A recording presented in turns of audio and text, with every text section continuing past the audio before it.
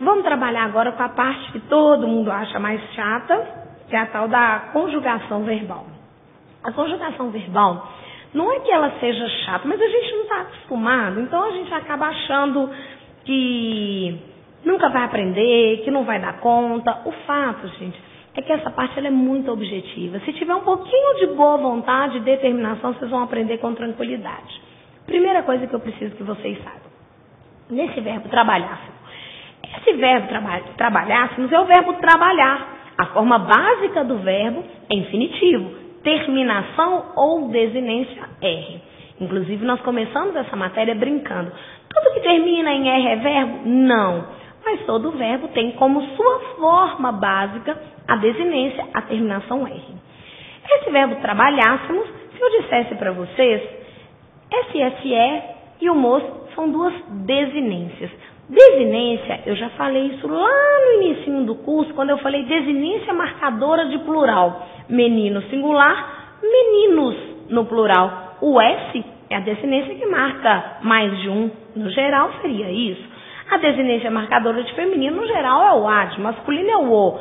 Claro que nem tudo que termina em A é feminino, mas é uma desinência que marca isso. O que acontece? Pega o verbo trabalhar. O R é a desinência que marca infinitivo. Sobra trabalhar. Vou dizer para vocês que esses dois pedacinhos que a gente agrega, que a gente acrescenta ao verbo, são chamados de desinências também. Essa desinência vermelhinha aí, ela é chamada de desinência modo temporal. E esse MOS é chamado de desinência número pessoal. Vamos entender? Se eu mudasse esse SE para RE, vamos lá. Se nós trabalhássemos, dá ideia de passado, não dá? Se eu tiro esse SE e coloco o RE, nós trabalharemos, dá ideia de futuro. Se eu tiro tudo e coloco nós trabalhamos, presente ou até passado. Nós trabalhamos hoje, nós trabalhamos ontem. Se eu coloco vá, nós trabalhávamos, pretérito imperfeito. Se eu coloco rá, átono, nós trabalháramos, seria mais que perfeito. Pois é, queridos, essa desinência de vermelhinho aí, ela que vai determinar o modo do verbo e o tempo dele. Eu sei que quando eu fui falando, vocês ficaram perdidos, desnorteados. Mas é isso que a gente precisa aprender. Saber conjugar é saber montar essas desinências para indicar singular, plural, primeira, segunda, terceira, indicativo, subjuntivo, presente, pretérito, é saber montar esse verbo aí. Essa desinência de azul, MOS, ela indica o número e a pessoa. Quando eu falo se nós trabalhássemos, eu sei que o sujeito é o pronome nós por causa do MOS. Se eu tirasse esse MOS, seria se eu trabalhasse. Se eu colocasse um S, se tu trabalhasses, e assim por diante. Essa desinência no finalzinho da palavra, ela determina a pessoa e o número. A desinência do meio determina o modo e o tempo. Pois é, queridos, para saber conjugar, a gente tem que saber isso aí. Mas antes disso, existe uma outra informação. Eu tenho verbos de 3 conjugações. Os verbos são divididos em 3 conjugações.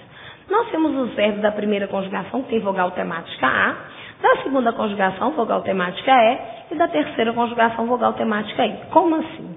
Eu falei trabalhar. A desinência marcadora de infinitivo é o R, não é isso? Depois que eu tiro o R, a primeira vogal que aparece é chamada de vogal temática. O verbo é trabalhar, tiro o R, vogal temática A, primeira conjugação. O verbo é comer, tiro o R, vogal temática E, segunda conjugação. O verbo é sair, tiro o R, vogal temática I, terceira conjugação. O único verbo que parece sair disso aí é o verbo pôr, mas na verdade ele não sai. O verbo pôr, ele é considerado da segunda conjugação porque ele vem do latim poer. Imaginem só que nessa construção, quando a gente vai conjugar o verbo pôr, esse aparece. Ele põe, tu pões, e muitas construções. Dessa forma, ele pertence à segunda conjugação, como todos esses outros verbos, comer, esquecer e assim por diante. Tudo bem. Vamos ver como é que a gente conjuga um verbo agora. Nós vamos aqui numa classificação dos tipos de verbo. Essa classificação é mais se cair na prova alguma nomenclatura e tudo, e mais para direcionar o nosso estudo mesmo. Existem os verbos chamados de regulares, irregulares, anômalos, defectivos e abundantes. Essa classificação seria, na verdade, ela se dá pela seguinte questão.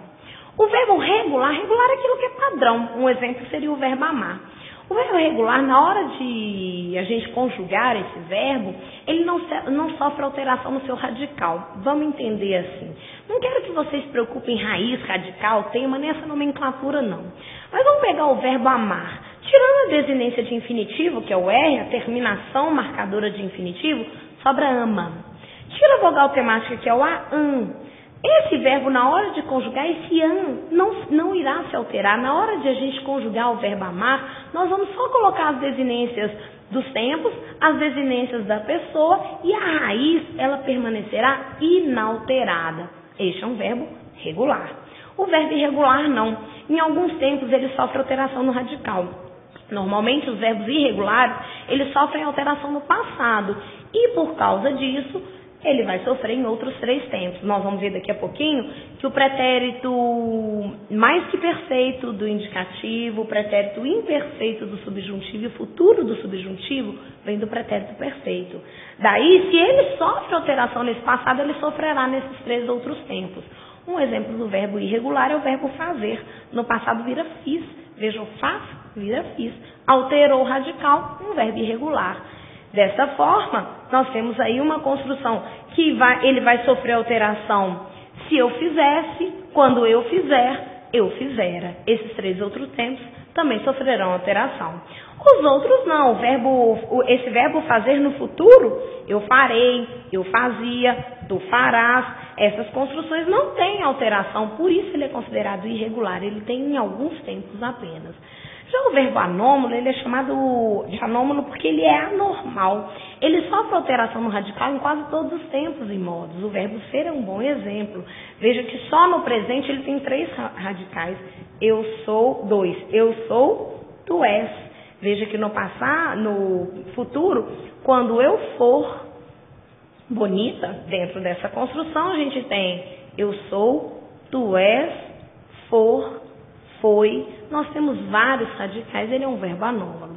O defectivo é aquele que, na hora de conjugar, não é que ele sofra alteração no radical, mas ele sofre defeito na conjugação. Ele perde, por alguma razão e algum motivo, nós vamos ver lá na frente, algumas pessoas. Por exemplo, o verbo explodir, ele é um tradicional defectivo. Não existe explodir na primeira pessoa, eu explodo. Eu explodo, não sou estranho. Portanto, esse verbo não tem a primeira pessoa do presente do indicativo. Isso trará defeito em outras conjugações também, já que o presente do subjuntivo vem do presente do indicativo. Nós temos uma outra defectividade aí muito interessante, que é do verbo adequar. Eu adequo? Não tem também. Vamos mexer com isso de uma forma mais específica um pouquinho mais à frente. O verbo diferente, ao contrário do defectivo, que é aquele que perde uma conjugação, que sofre defeito, eu tenho um abundante, que é aquele que tem mais de uma conjugação para o mesmo verbo. Um exemplo seria o verbo haver, que na primeira pessoa do presente tem a forma havemos e hemos. Nós havemos de passar no concurso, nós hemos de passar. Hemos, lembra aquele povo que anda com a franjinha assim, não é? Mas não é não. Hemos é com H e nessa construção seria uma outra forma verbal para a primeira pessoa desse verbo. Outra coisa que é importante a gente saber dos verbos seriam as formas nominais do verbo, o infinitivo, o gerúndio e o particípio. O que vai determinar se um verbo está na forma verbal, forma nominal, infinitivo, gerúndio ou particípio, seria a terminação. Terminação do infinitivo, R, do gerúndio, NDO, e do particípio, DO, que é a terminação regular, e gotoso, que é a terminação irregular. Alguns verbos têm a forma regular. Por exemplo, o verbo amado, outras comido. Alguns verbos têm a forma regular e irregular. Morto, morrido, pago, pagado, incluído, incluso, anexo, anexado. São verbos abundantes. Tem mais de uma forma para a mesma estrutura.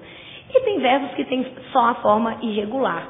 Por exemplo, a gente não tem escrevido, a gente tem escrito. A gente não tem fazido, a gente tem feito. A grande questão nessa construção aí, antes de trabalhar com esses 2 particípios aí, eu queria saber de vocês por que essas 3 formas verbais são chamadas formas nominais do verbo. Ora, imaginem só. Seriam formas nominais pelo seguinte: O infinitivo, ele pode exercer uma função de nome, o saber, os saberes. Veja que é um infinitivo que sofre a flexão própria dos nomes, ele comporta-se como um nome. O gerúndio também pode ter função nominal. Quando a gente for trabalhar a oração adjetiva, eu vou dar um exemplo disso. Vi o menino chorando. Esse chorando é característica do menino, é ele que estava chorando. É um verbo no gerúndio funcionando como um adjetivo, como qualificador de menino. Vi o menino chorando, chorando é especificador de menino, função de nome. E o particípio aí ele é mais interessante ainda. O particípio é um verbo que funciona em algumas construções como adjetivo. Olha, a garota é educada. Veja que esse educada tem um valor positivo a respeito de garota. Funciona dessa forma como um qualificador, dentro dessa construção, como um adjetivo. Pois é. Outra coisa importante aí das formas nominais do verbo, que eu preciso que vocês saibam, seria o seguinte: quando o verbo tem duas formas de particípio, quando existem dois particípios para o mesmo verbo, quando que eu vou usar um, quando que eu vou usar outro? A regra seria essa. Se o meu verbo auxiliar for ser ou estar, eu uso o particípio irregular, o gotoso, G-O, T-O e F-O. Quando o verbo for ter e haver ou auxiliar, eu uso o particípio regular, terminação D-O, terminação padrão. Ou seja, eu vou dizer que o rapaz está morto, mas que tinha morrido o rapaz. Eu vou dizer que a conta está paga, mas que eu tinha pagado a conta. Eu vou dizer que o documento está anexo, mas que eu tinha anexado o documento. Posso dizer que ele foi morto e que ele havia morrido. Ele foi pago, agora ele havia pagado. Que ele foi anexo, mas ele havia anexado. Eu, quando aprendi isso, eu decorei o morto e morrido. Porque ninguém erra morto e morrido. Ninguém fala ele tinha morto ontem ou ele foi morrido ontem. A gente usa ele está morto, ele foi morto, ele tinha morrido, ele havia morrido. Ora, onde eu usar morto, terminação irregular, eu vou usar o gotoso. Onde eu usar morrido, terminação DO regular, eu vou usar padrão, DO. Daí vocês não precisam de ter dúvida. Até então, na norma padrão, não é eu tinha pago a conta, eu tinha pagado. Porque se eu tinha morrido, eu tinha pagado. Se eu havia morrido, eu havia pagado. Alguma dúvida? Vamos trabalhar agora com a conjugação verbal.